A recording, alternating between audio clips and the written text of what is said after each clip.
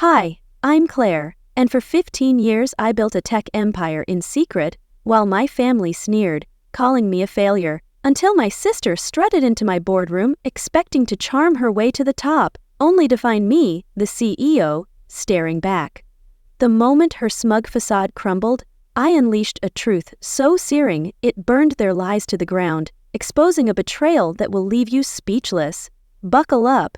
This is a heart-pounding clash of ambition and revenge you won't tear yourself away from. The scent of lavender and grilling steaks wafted through the evening air as the Bennett family's annual spring BBQ kicked off in suburban Seattle. Laughter bounced off the back deck's wooden railings. Kids weaved between patio furniture and uncles raised craft beers while arguing over fantasy baseball stats. I stood by the gate, the weight of a 15-year secret pressing against my chest, my heart a vault of unspoken triumphs. I leaned against the side gate, 38 now, but still seen as the aimless graphic design grad who never got her act together. A younger sister, Madeline, commanded the center of the gathering in her navy blazer, animatedly recounting her latest triumph to a cluster of impressed relatives. "She's unstoppable," my cousin whispered to Aunt Clara, their eyes blind to the titan I'd become. "Madeline's destined for greatness," Clara gushed, "unlike some who drift aimlessly." "Madeline just wrapped up her dual MBA at Harvard and Yale," my mom declared, her voice a trumpet of favoritism. "She's been fielding offers from Fortune 50 firms. That girl's going places," her pride a slap to my shadowed success. "Unlike some people," Mom added under her breath, her eyes flicking to me with a pitying smirk. I sipped my lemonade and braced for the jab. "Meanwhile," she continued, her words a venomous dart, "some of us still can't pick a path, right, Clara? When will you stop embarrassing us?" Mom hissed. "Oh, let her be, Diane," Dad interjected, his tone dripping with condescension. "Not everyone's cut out for the fast track." I arched an eyebrow, but stayed silent. Across the deck, my dad chuckled as he flipped a steak on the grill. "Still messing with that side hustle of yours?" he asked. "What was it again? Tech something or other?" He laughed, not cruelly, but with the usual dismissiveness. "Maybe one day you'll surprise us, Claire," he said, winking at Madeline, who stifled a giggle. I traced my finger along the condensation on my glass, thinking about the 9 o'clock IMing boardroom meeting tomorrow, the one where we'd finalize the acquisition of Harrington & Co. and unveil our expanded leadership team, the one where I, founder and CEO of Apex Analytics, would greenlight the deal. "Something like that," I muttered, my calm a storm brewing beneath. "You'll never amount to anything," Dad scoffed, "not like Madeline." Just then, Madeline clapped her hands to grab everyone's attention. "Guess what? I've got a huge interview tomorrow with Apex Analytics. They reached out personally. It's one of the top data analytics firms in the nation. Cheers!" And congratulations erupted instantly. Aunt Clara swept over with a flute of Prosecco. "That's incredible, Madeline. I read a piece about their founder. Brilliant woman, completely self-made." "She's a mystery, though," Clara added, her whisper laced with intrigue. "No one knows her real story. Bet she's ruthless." "She'd crush you if you falter," Clara warned. My dad nodded approvingly. "Their standards are sky high. They don't hire just anyone." I stifled a laugh, picturing the curated candidate shortlist from HR sitting in my inbox, Madeline's resume among them. I could almost hear her polished answers rehearsed to perfection, but hollow under scrutiny. She had no clue that the company she'd been raving about for weeks was mine, that I'd built Apex Analytics from my studio apartment in Tacoma 15 years ago, that while she climbed ladders others laid out for her, I'd carved my own. "What role are you interviewing for?" I asked, keeping my tone casual. Her eyes gleamed. "Chief Data Officer, can you believe it? That's basically a C-suite adjacent. It's a game changer," she boasted, tossing her hair. "I'll be running circles around their execs in no time." "Oh," I replied, smiling into my glass. "I'll be curious to see how it goes." She laughed, then added with a condescending lilt, "Maybe, once I'm in, I can put in a word for you, Claire. I'm sure Apex Analytics has some receptionist jobs." Don't hold your breath, sis, she added, her smirk a sharpened blade. They don't hire just anyone. Stay in your lane, Claire, Madeline taunted. My mom nodded approvingly. That's so generous, sweetheart. You're too kind to your sister's mediocrity. She trailed off, waving vaguely at me. 38 and still whatever this is. I thought of my sleek corner office in downtown Seattle, perched on the 40th floor of Apex Analytics headquarters, with panoramic windows and a private meeting room. I thought of the Wired profile last month that named me one of tech's most influential women, though it used my professional alias, Evelyn, and a shadowed photo to preserve my anonymity. I'd spent years dodging their judgment, letting their barbs fuel my drive, but tomorrow the mask would come off. I'd spent the last 15 years building Apex Analytics in the background. By choice, I knew this moment would come eventually. That's sweet of you, I said, my voice steady, almost amused. Good luck tomorrow. Madeline smirked, flicking an imaginary speck off her polished nails. Some of us make our own luck. Claire, you should give it a shot sometime. Poor Claire, she whispered to Mom with venomous glee. Always a step behind, isn't she? You'll always be our disappointment, Mom added. The conversation shifted to my cousin's new condo, my uncle's tennis tournament win, and more of Madeline's academic accolades. I let their words wash over me like white noise. Tomorrow would rewrite everything, and I wanted to savor every second of this last evening, the final time they all saw me as the family's footnote. I caught Mom's eye across the deck, her scorn igniting my resolve. Not for long, I thought. As twilight settled, casting amber glows across the pine deck, Madeline stood, clinking her glass for attention. I've got to head out early, she announced. I need to be sharp for tomorrow. Apex Analytics CEO is sitting in on final interviews, she added proudly. Evelyn Bennett or something. No one even knows who she really is. She's probably some corporate shark, Madeline said, smirking. But I'll charm her. I always do. They'll love me, she proclaimed, tossing her hair confidently. By this time tomorrow, I'll be on their leadership team. Maybe then you'll have something to brag about, she teased Mom with a wink. Oh, honey, Mom gushed, her voice dripping with adoration. We're already so proud. At least one of our daughters stayed focused. Unlike certain dreamers, Mom added, her gaze a poisoned arrow, her gaze locked on me. You're a lost cause, Claire, Mom spat. I glanced at my watch. 13 hours and 30 minutes until Madeline would walk into the boardroom and see me at the head of the table. 13 hours until their entire perception of me shattered. I could already picture her face, shock, then denial, then the slow burn of humiliation. I grabbed my purse, mumbling something about an early client call. Oh, right, your little freelance thing, Mom dismissed. Don't forget to Venmo your share of your dad's birthday gift. Madeline already covered most of it as usual. Always picking up your slack, Madeline muttered, her sneer a parting shot. Stay invisible, Claire, she hissed. They nodded without responding. They didn't need to know my freelance thing had cleared 8 figures in revenue last quarter. Let them hold on to their assumptions. I slid into the driver's seat of the nondescript black sedan I used for family gatherings, leaving my black Tesla Model S tucked safely in the underground garage downtown. As I gripped the wheel, a quiet resolve settled over me. This was the last time I'd hide who I was. As I backed out of the driveway, Madeline's voice rang out one last time across the lawn, bold and certain. Tomorrow, everything changes. For you, maybe, I whispered to myself, my heart a furnace of vengeance. But for me, it's just another day at the top. She was right, just not in the way she imagined.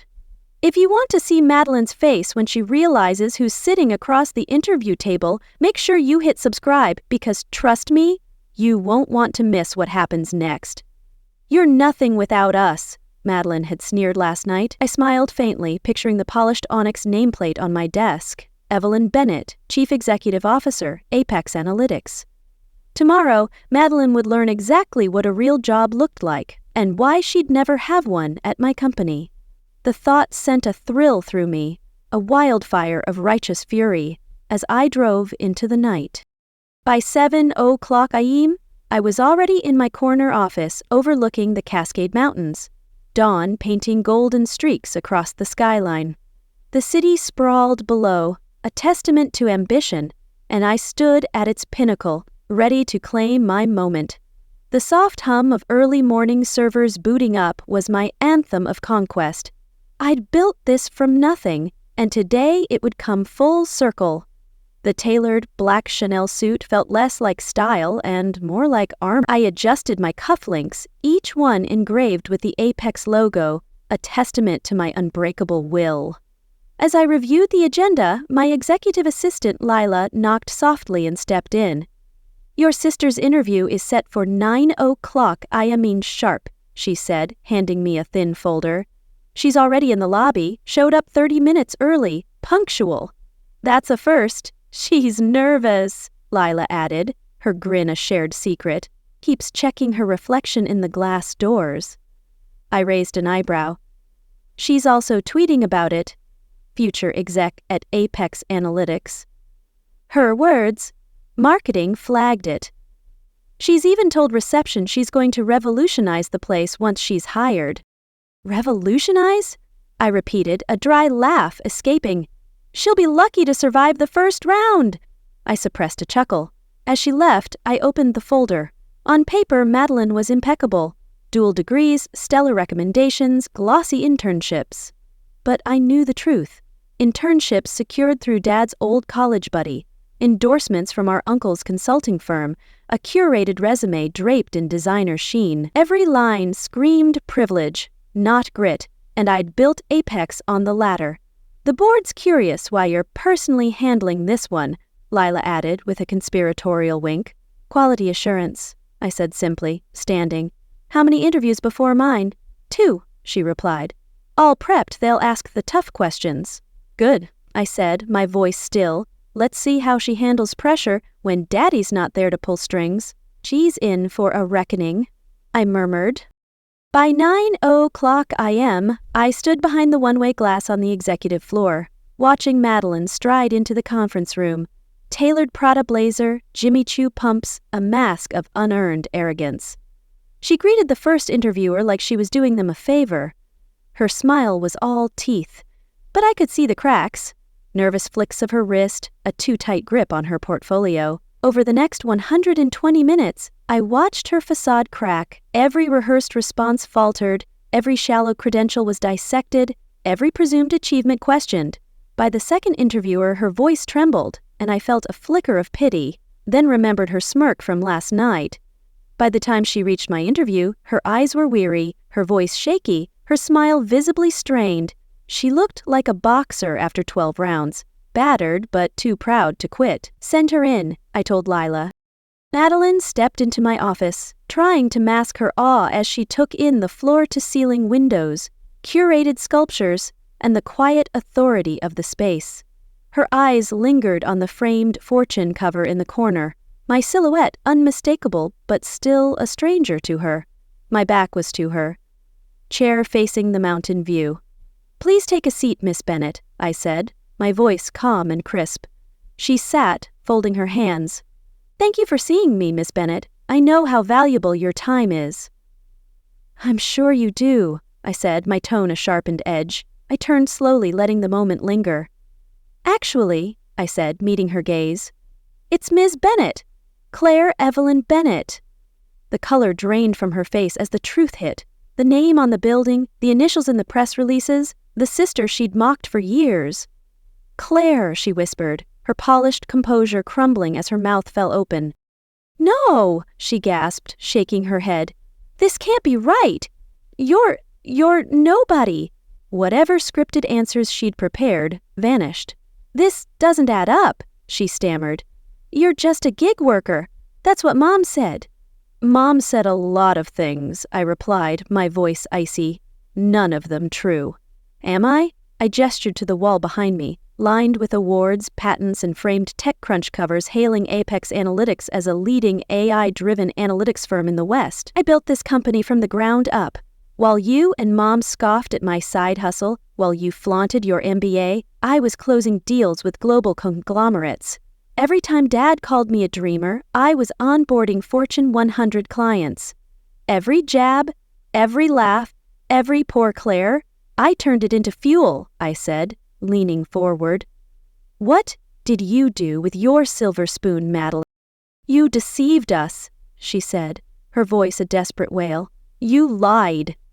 Lied? I shot back, my eyes narrowing. I gave you every chance to ask, to care. You chose to laugh instead. You laughed while I forged a dynasty, I snapped.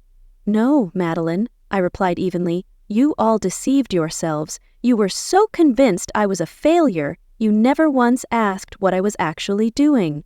I picked up my phone, opened my banking app, and showed her the birthday gift payment.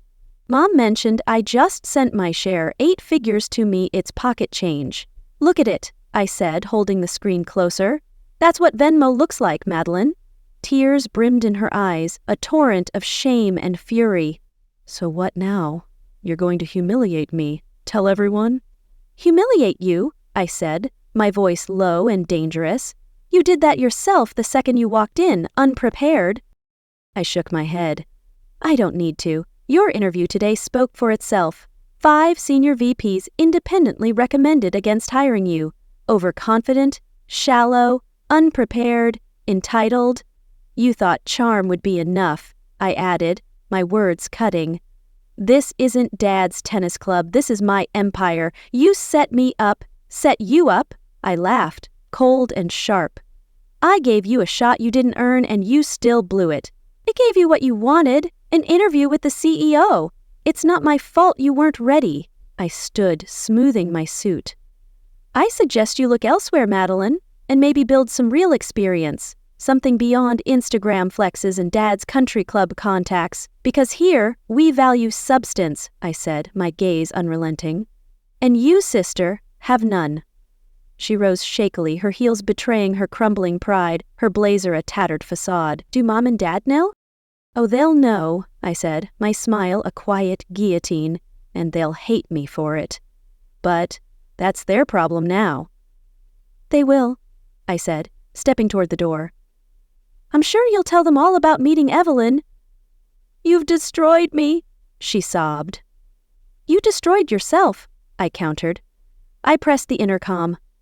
Lila, please escort Miss Bennett out and cancel my lunch with the family. I've got a board meeting to prep for, and make sure she doesn't touch anything on her way out, I added, my voice firm. Yes, ma'am, Lila replied.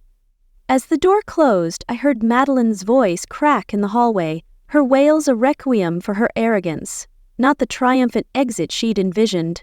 I turned back to the window, the city glittering below, and felt a weight lift. The truth was out, and I was free. Within an hour, my phone lit up with family texts. Mom first, what kind of stunt is this? Madeline's heartbroken. Then Dad, how dare you embarrass your sister? We've raised you better. You call this family. Mom's next read, you've torn us apart, Claire. I stared at the screen, exhaled, and set it face down. They finally knew who I was. They just didn't realize I'd stopped caring about their approval years ago. Their anger felt distant, a hollow cry from a world I'd outgrown. You've shamed us all, Mom texted again. You've shamed yourselves, I thought, unswayed. I sent one reply to the family group chat. You raised me to succeed. Congrats, you did. Now maybe you'll see what real success looks like. And don't bother calling, I added before hitting send. I'm busy running an empire. Then I powered off my phone and turned to what mattered, running a multi-million-dollar tech firm that had reshaped an industry while they were busy ridiculing me. Let them grapple with their new reality. I wasn't slowing down for their discomfort. I'd spent too long in their shadow, and now the light was mine. In the weeks that followed, the family dynamic shifted palpably.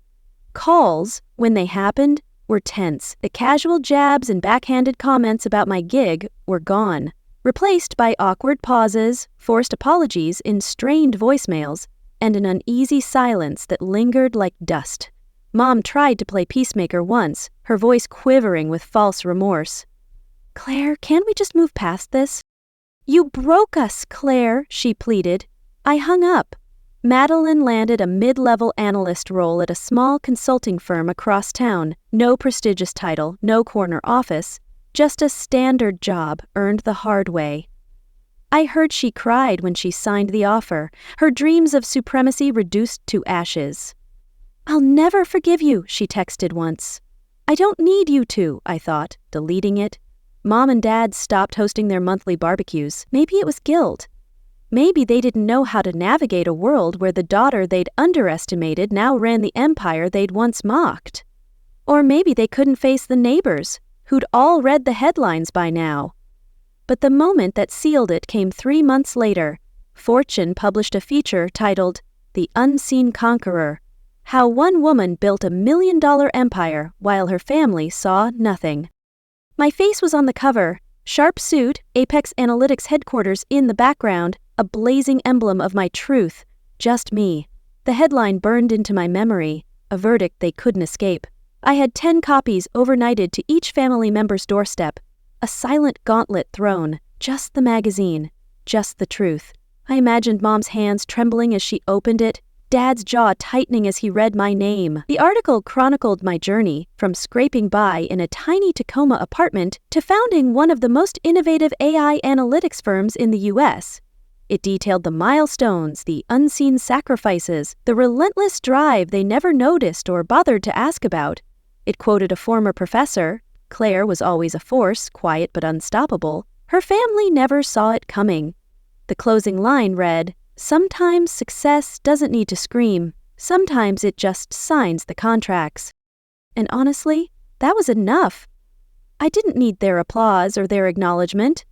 I'd built something real, something enduring, something they couldn't diminish. And every time I signed a new deal, I felt their doubts dissolve into nothing. Let them tell their neighbors. Let them rewrite their stories to save face. Let them pretend they always knew. Meanwhile, I'd be at Apex Analytics, overseeing our expansion into Europe, securing 4 new enterprise contracts, and mentoring the next wave of women in tech. I was no longer their punchline, I was their reckoning. Success had spoken for itself and for me, and I had no plans to lower the volume. Not now, not ever. If you've ever been underestimated by the people who were supposed to believe in you most, I see you. I spent years being called too flaky, too creative, too adrift. While my sister soaked up praise, I was the family's punchline. But I didn't fight back with arguments or validation chasing. I built something undeniable, something they couldn't ignore, no matter how hard they tried. And every tear I shed in silence became a brick in the empire I stand on today. And now, after all the silence, I'm sharing my story, not out of spite, but to remind you your worth isn't tied to how others perceive you. It's tied to how you see yourself. So, stand tall, because the world will catch up, or it'll get left behind. So, if you've ever felt diminished at a family cookout, if you've hidden your wins to keep the peace, or if you're still grinding in the shadows, drop a comment below and share your story. Tell me what you're building, what you've overcome, or who you're proving wrong. Not for vengeance, but for your own damn peace. Because the ones who laughed loudest will be the first to beg for your spotlight. And if you felt a spark of validation watching me go from unemployable to CEO, hit that subscribe button. Not just for more stories like mine, but to join a community that cuts through the noise and sees quiet resilience for what it is. Strength. We're not here to beg for applause. We're here to build legacies. Let them laugh. Let them doubt. We'll keep building, because sometimes the best way to win is in silence, until your name's on the skyline, and when it is, they'll wish they'd seen you coming. Before you go, how's your day been? Really, I want to know.